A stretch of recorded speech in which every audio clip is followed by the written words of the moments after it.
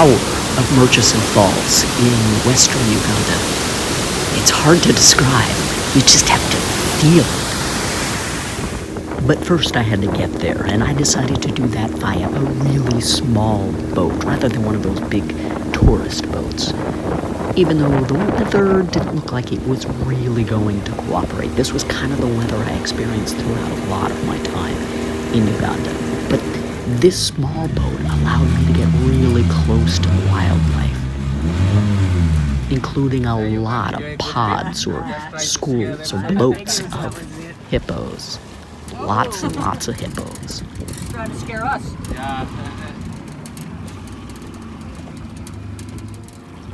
Why is it doing the poo? That is a sign of aggressive. And sometimes when you're getting too close, you see them opening their mouth. Yeah. Sign of aggressive. Trying just to tell them just to keep a distance from them. Yeah.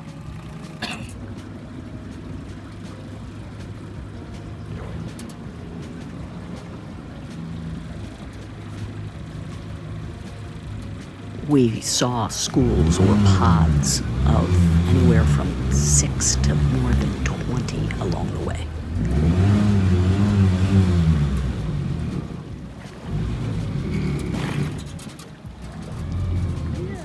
I could have watched them all day, but I had a hike to do further up the river. And then there were the giraffes.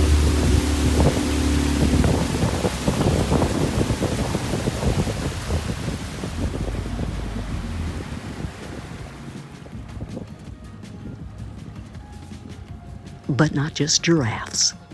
As we moved a little bit further closer to the falls, there were elephants. A number of elephants. And because we were in a small boat, we could get right up close to the shore.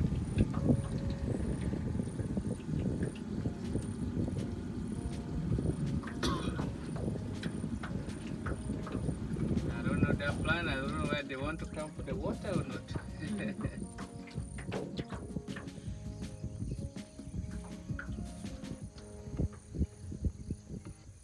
And for them also, they're almost like even the humans. They've got a sensitive memory.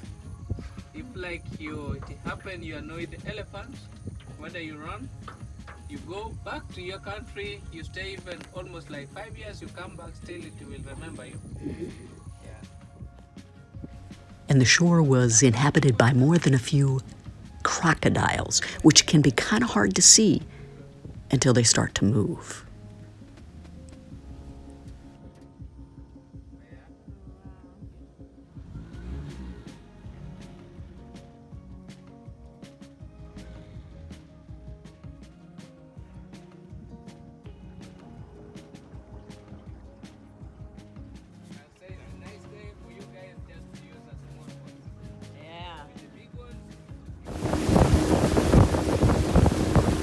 And then there were birds, all kinds of birds.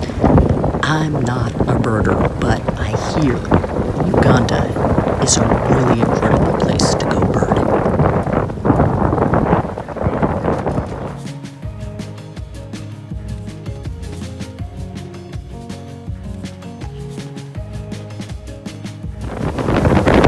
But it was time for me to go to the falls, so after about an hour boat journey, I saw the falls off in the distance. This is about as close as you can get in a boat, so you have to hike the rest of the way.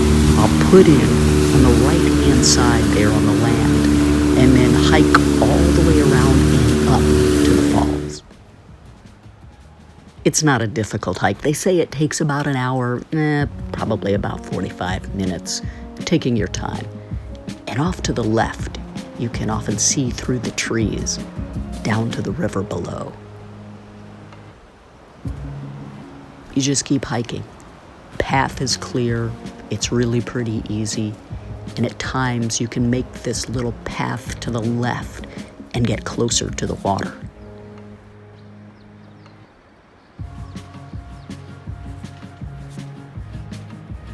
That's where I'm headed, but it's still a ways away, but you can start to see the power of the water.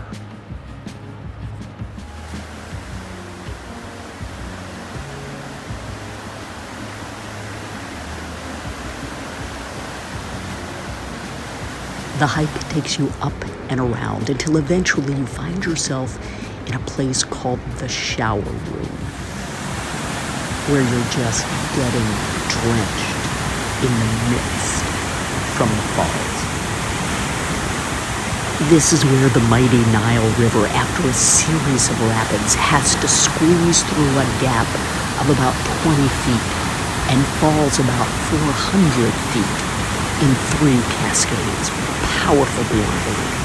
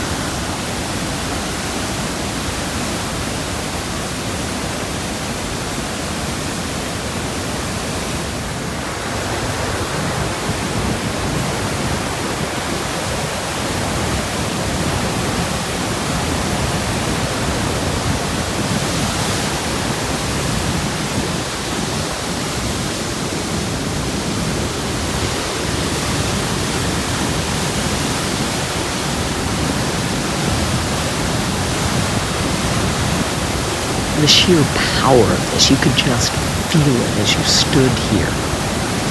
I could have stood here forever and just watched.